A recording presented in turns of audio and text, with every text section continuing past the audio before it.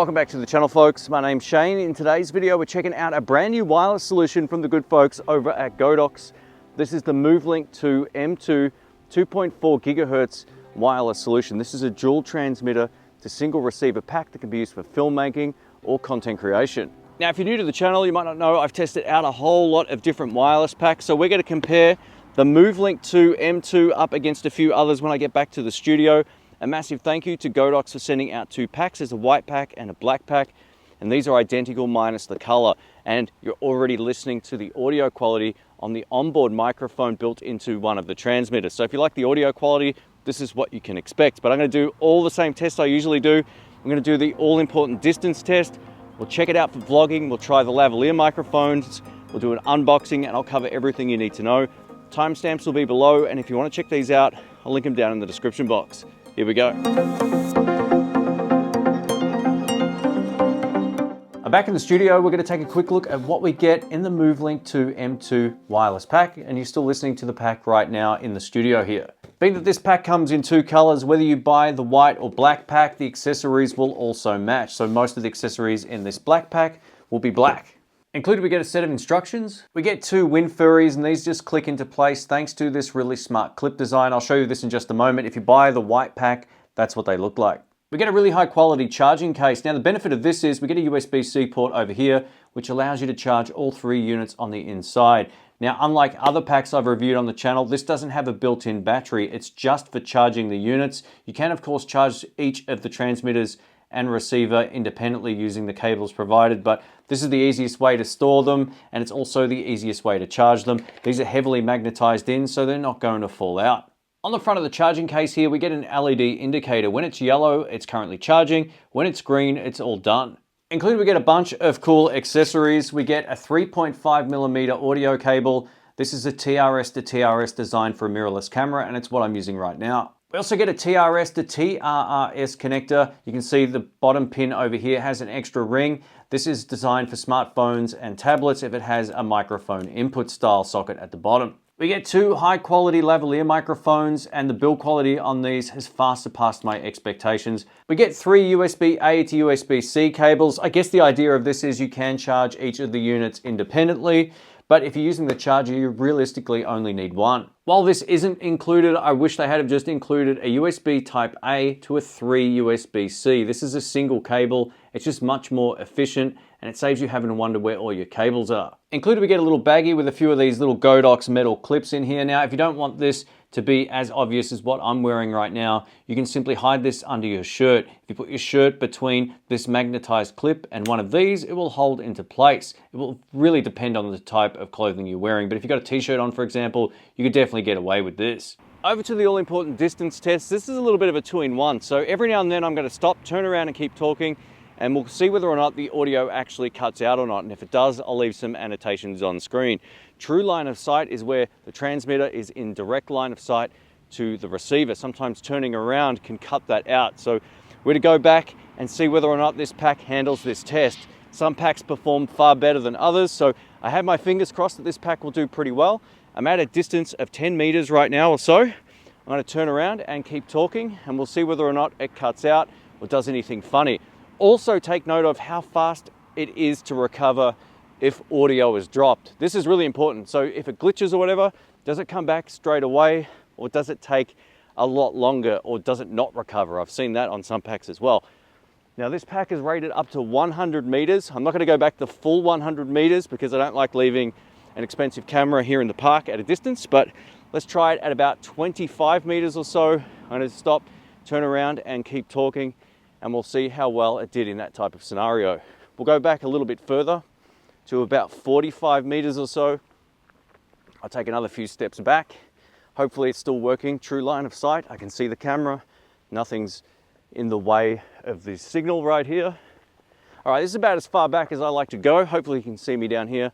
I'm gonna turn around and keep talking. Now, if it survives this, I'd be very, very impressed. Not many packs would work at a distance. This last part of the test is just to walk and talk back to the camera, because if you buy a pack like this, you want to be walking towards the camera. You might be sitting quite a ways away from it.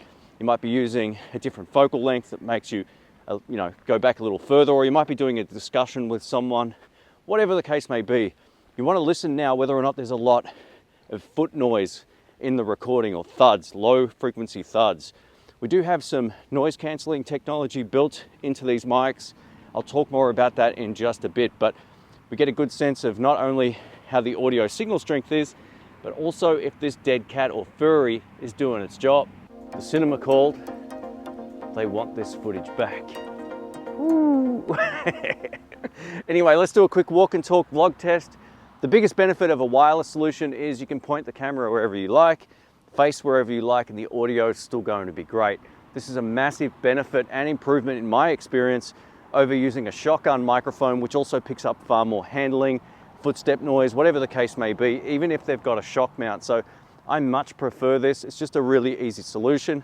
And being that we get two transmitters, you can have someone else in the shot with you. I think this is a really cool thing. In addition to being a great vlogging solution, these are also great if you've just got one and you want to, say, cover a product show on your YouTube channel, whatever the case may be. You can use these in an interview scenario. So, but just by holding it handheld like this, I'm going to get very low handling noise, or none, which is fantastic. And I'm also going to be able to get great audio. If someone's standing right next to me, I can position it here and it will pick up both of us. So I really like this. These are extremely versatile. It's just another great thing to have in your bag that weighs next to nothing. Not everybody likes to do a traditional walk and talk vlog. A lot of people will like to do a drive and talk like this. This is my GoPro Hero 10 Black using the media mod, which gives me a 3.5mm audio input jack, and the Godox is plugged in. And this is the kind of audio you can expect if you plan on doing a drive and talk. What I'm going to do now is just add some voice isolation processing in Final Cut. It's a one-click thing, and it just helps isolate my voice. Odds are it's still picking up a little bit of ambient noise. I can hear the road. You might be able to hear the keys jingling around, but as soon as I click that isolation, it really helps isolate my voice. But this should already sound so much better than any result you're going to get using an onboard microphone. Up next, I want to show you how this Godox wireless pack works. So this is the transmitter. On the top here, we have our omnidirectional microphone. That's the built-in microphone. And we have our Lavaliere 3.5mm audio input. On this side of the transmitter, we have our power button and a dedicated mute button. On this side of the unit, we get our pair button just in case you need to resync the units. And if we tap it, we get our DNR, which is our dynamic noise reduction. And we'll test that in a moment. Now, we also get a USB-C port on the side. The cool thing with this particular pack is the clip feels fantastic. I have no problems recommending this in terms of its tension. It feels like a high quality unit. The receiver is almost identical, except on this side over here, we have our plus minus button for adjusting the volume accordingly. We can switch between channel A and channel B by pressing this button over here. Being that this is a stereo pack, you can run it either in mono or stereo and adjust each volume level accordingly. On the top of the receiver, we have two audio outputs. This one's a dedicated headphone out. So if your camera doesn't have a headphone socket and you want to listen to your recording in real time, you can plug a set of headphones in, which I think is great. Over here, we get our 3.5mm audio output that goes directly into our camera. That's what I've been using the entirety of this video. The transmitters have an A and B selection on them, which makes it easy to identify which is which.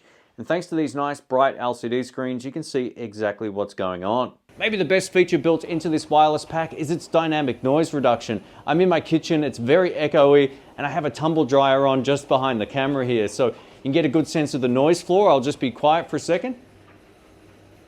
All right, let's turn on dynamic noise reduction. And now with dynamic noise reduction enabled, so this is cutting out the background noise. Here's a sample of the room. It should be far quieter with this on. After testing this a few times, I was really impressed at how well it handled this. Let's turn it back off. And back off, and I'll give you another sample of the noise floor. Let us know what you think of this feature. I'm going to comment on this at the end of the video.